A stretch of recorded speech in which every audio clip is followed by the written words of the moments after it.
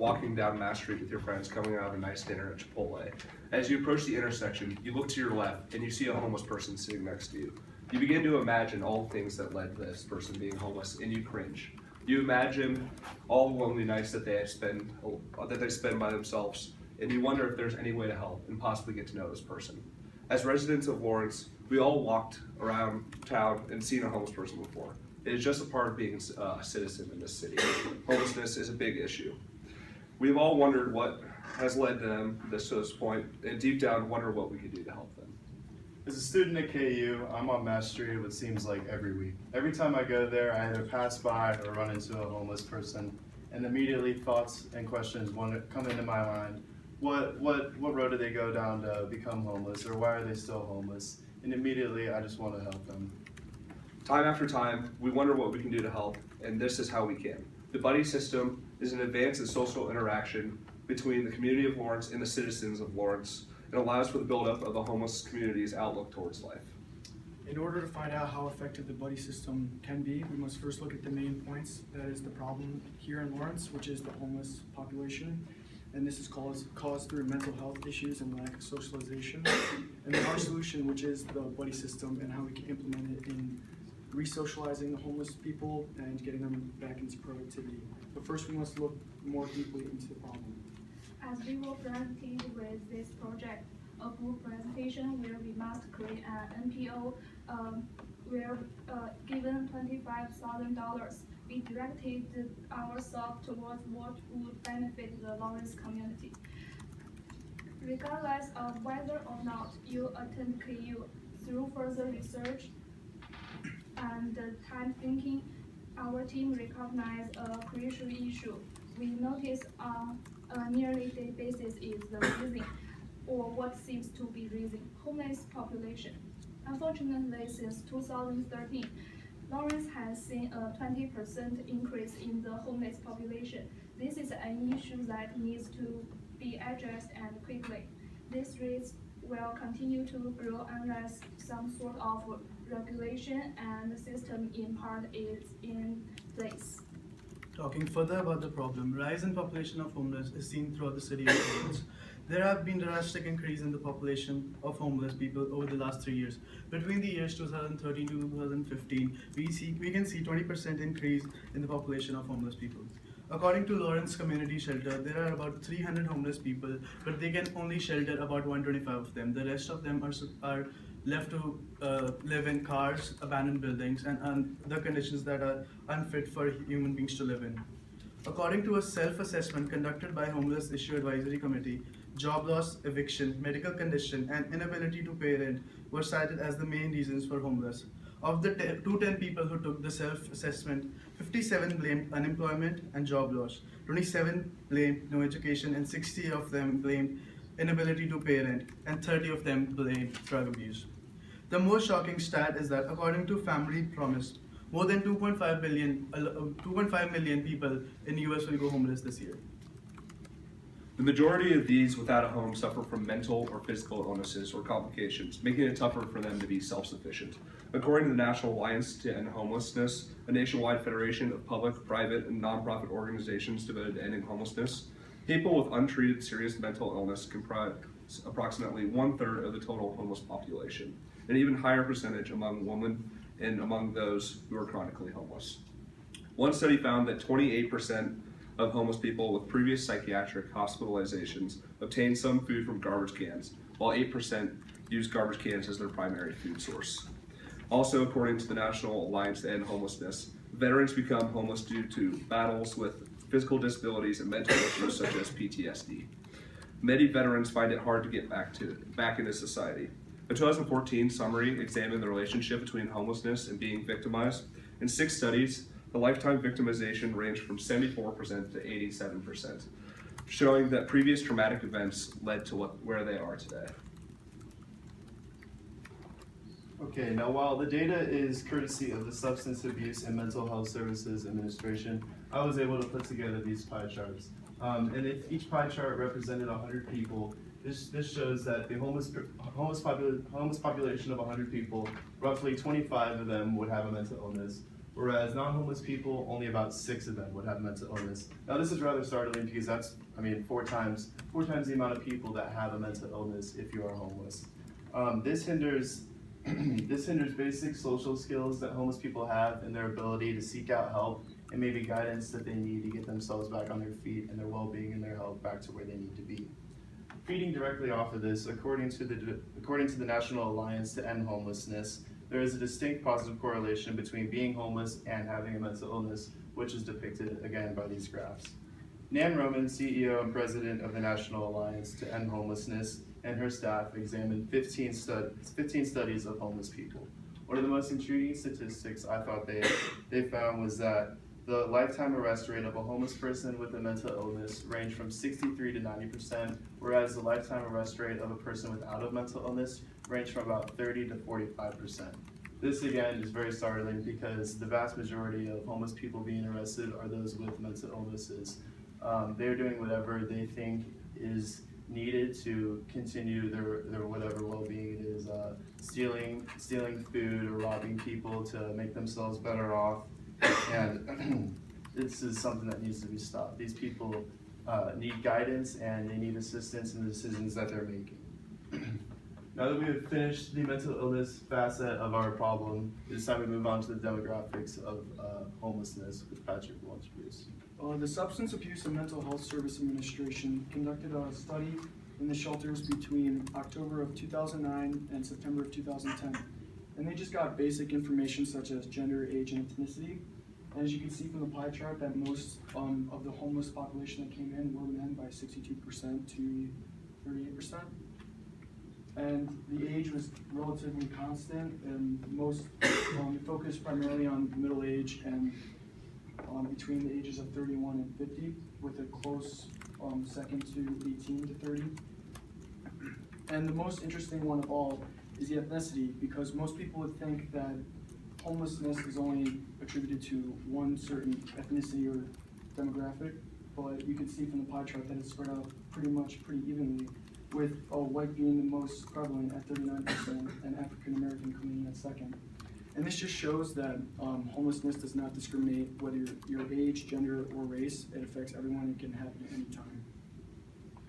With minimal education and guidance, homeless people find it more and more difficult to find a job. Generally, the homeless are perceived as dirty, dumb, and unmotivated or lazy. However, looking deeper into it, you realize a substantial amount of this population is just like ordinary, though they may wrong turn somewhere down the road. This makes it much more difficult for the homeless to interact and become familiar with one another, thus resulting in no job. There are some shocking stats provided by the people who work closely with the homeless people in Lawrence. According to them, 300 people who met the definition of homeless, 88 of them struggled with drug abuse, 94 of them had severe mental illness, and 46 of them suffered domestic violence. In Lawrence, out of 300 homeless people, 175 were single individuals and the rest 125 were families with children. The most frequently cited reason for homelessness was inability to afford rent, loss of jobs and drug abuse, and also there were reasons like family problem and lack of education. According to the Lawrence Unified School District, which is just the school district here in Lawrence, it stated that 46 students are considered homeless under the McKinney-Vento Act. And the McKinney-Vento Act is just a classification for students being homeless. This just means that they do not have a permanent residence, so they could be living at a friend's house or a hotel and they're still considered to be homeless. And the problem with this is that it's very prevalent in Lawrence, and having a stressful day at school, you just want to go home, but these kids can't go home because they don't have a home. So you can just see like the mental and physical toll that it takes on them. And now that I've discussed the situation here at Lawrence, now let's look at the bigger picture of the homeless epidemic. According to Crisis, the national charity for single homeless people, the lack of informational support networks, isolation, and loneliness are common among those who are homeless. Less than 1/3 of homeless people spend time with non-homeless people. This hinders their socialization skills and abilities and can develop into mental illnesses such as depression, anxiety, and more. And also, almost 38% of homeless people spend their entire day alone. This can lead to multiple mental illnesses due to the fact that they have no social support networks to keep them sane. According to Kevin Champion, a sociologist, in his report, Anomia and the Homeless Mind, he stated that the issues with homelessness is that they lack social norms and socialization with others. And he uses the term anomie a lot, which was popularized by famous sociologist Neil Durkheim. And anomie just means like a social outcast or someone who lacks social norms and socialization. And further on in his report, he said that 1/3 of the homeless, their only contact with humans during the day was with their service providers, and that half of them have no family ties. So you can see that the homeless do not have a support system that we have, and it just leads to further depression and mental issues. So now let's talk about the solution. Since we have now identified and elaborated on the prevalent issue of homelessness here in Lawrence, the demographics of homelessness, the mental illness, the common mental illnesses associated with homelessness, and the lack of productivity and socialization within the homeless community, it's time we talk about our solution. First, we will introduce the mobile app we plan to develop and the iPad Pro we plan to purchase and place in Lawrence Community Shelter. Then we will hone in on our advertising campaign and what we plan to do there. And finally, we will end with why our proposal will succeed through the benefits of productivity and resocialization. Talking about the app, according to app developers, the cost of making such an app will be estimated around $25,000 to $30,000. But obviously, with our budget being $25,000, we can't spend that much on just the app. So by talking to some KU students who have background in engineering and computer science, they told the estimated cost will be around $15,000, and they will help us make this app.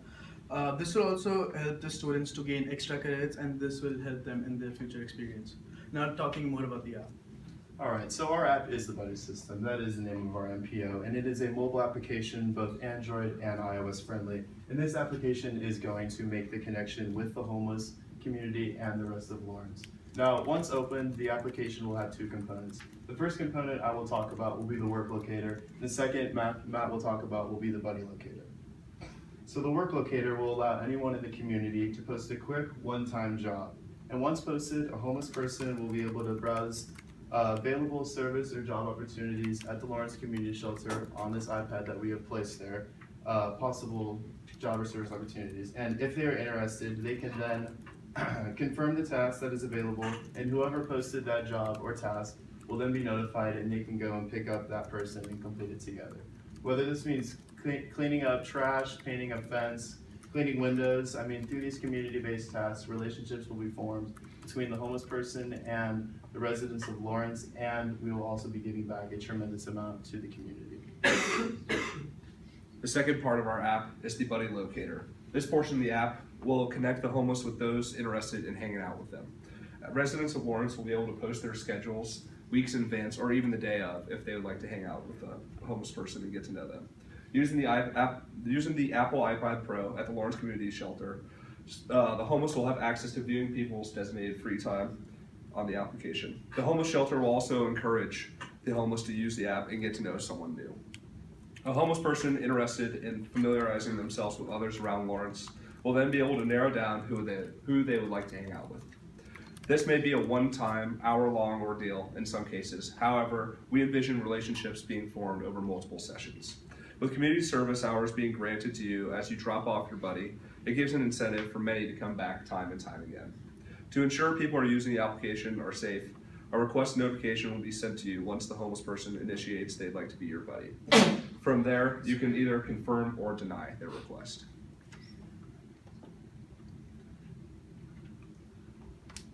We plan on placing the newest iPad Pro in the Lawrence Community Shelter for inclusive use of the app.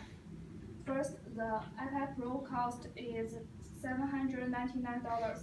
It's relatively cheap if you compare the rest of our plan. Second, according to Apple, the iPad Pro is going to make using a handheld electronic easier. This is a good thing for our NPO because with dealing with the homeless, we don't have a good idea with how adept they are with using electronics. If the iPad Pro allows for people to use handheld devices more seamlessly, then it will greatly affect our NPO in a positive way. Now, our application would be nothing without proper advertisement, and the advertisement cost should be around $2,500, and the ad should be placed in a Lawrence-based region. We plan on having local shops and restaurants display their ads in the windows or inside their shops, and to help mitigate costs, we will not pay to put our advertisements in there because the restaurants and the shops should want to help out the community and the problem that faces Lawrence. And our ads and flyers would be designed by a graphic designer, and they would have a QR code on it, which you can just scan or take you directly to the app. Also with a brief description of what the buddy system is and how you can get involved with it. Also, we will also be advertising on social media through Facebook and Twitter, and with our close proximity to the University of Kansas, getting a hashtag or a Facebook post trending would be the best way to spread the word around campus. And now we're going to talk about the benefits of productivity for the homeless community. According to the Corporation for National and Community Service, a U.S. federal agency for interacting people with service, those who give support through volunteering experience greater health benefits than those who receive support through these activities. The study of adults 65 and older found that the positive effect of volunteering on physical and mental health is due to personal sense of accomplishment and individual gain from his or her volunteering activities. Also, according to the Mental Health America, nation's leading community-based nonprofit dedicated to promoting the overall mental health of all America, mental activity, meaningful activity such as school, volunteer work, part-time work, and full-time employment expand your self-worth by adding to your skills and helping you accomplish your personal goals and giving you a general good feeling about yourself. All right, according to the Royal College of Psychiatrists, who lead the way in developing excellence and promoting best practice in mental health services, as many as 90% of workless people who use mental health services do wish to work. In addition, also between 30 to 50% of people with schizophrenia, they are able to work. However, only about 10 to 20% of those people actually do work. These are two pretty startling statistics because it shows that these homeless people do have the willingness to work. Even though we might see them sitting around with a sign holding up asking for our money, they do have the willingness to work. They just maybe aren't able to go out and do it themselves. That's why through our app and their productivity will be boosted back up to right where it should be. This quote, "Reemployment leads to improvement in health and well-being, and further unemployment leads to deterioration," just ties it all in for us. I mean, we're trying to get them off of the streets, up back on their feet, doing something productive. So now that we have hit on productivity, it's time we transition to Mohit, who is socialization. Talking about socialization is one of the most important issues homeless people face. These people go unnoticed everywhere. We ignore their presence everywhere. We see them in subways, in alleys, outside streets, outside malls, outside stadiums, and we just tend to ignore them. According to an editor of Alternate, he once asked, what is the worst part of being homeless? The homeless guy replied, "No one sees me is the worst part of being homeless." The only time we actually see them is when one of them comes up to us asking for food or money or clothes. We need to understand that these people need to feel wanted and included rather than just feeling as outcasts. For some, rejection is just too much to handle. Although with this app, spending time and familiarizing with them around town will become easier. Though it may be difficult for a homeless person to seek out help, but that is not the important issue we face. We believe that if one homeless person comes and uses this app, the others will follow, and this will create a snowball effect. According to Commonwealth Fund website, US spending on social services made up a relatively small share of the economy relative to other countries. Generally speaking, relative to other countries, this cost has become the major reason for homelessness. Homeless people do not need our money in most instances. All they do need is our recognition. This application will bring together our community one relationship at a time. Today we talked about the prevalent issue that is the homeless problem in the city of Lawrence, through the homeless community having lack of socialization and mental health issues, and also our solution that is the buddy system that helps homeless people get back to productivity and resocialization into the community. And the buddy system is an advance in the social integration between the homeless community of Lawrence and allows for the buildup of homeless communities' outlooks towards life. Go back to that one night you were walking down Mass Street and you had all those questions about how that homeless person ended up where they are. You had the inkling to get to know that person, maybe help them out, yet you just couldn't find a way how. So if you had the buddy system, maybe you could have taken advantage of this situation and more further down the road. One relationship at a time, our community will be built and re-socialized, leaving nobody behind.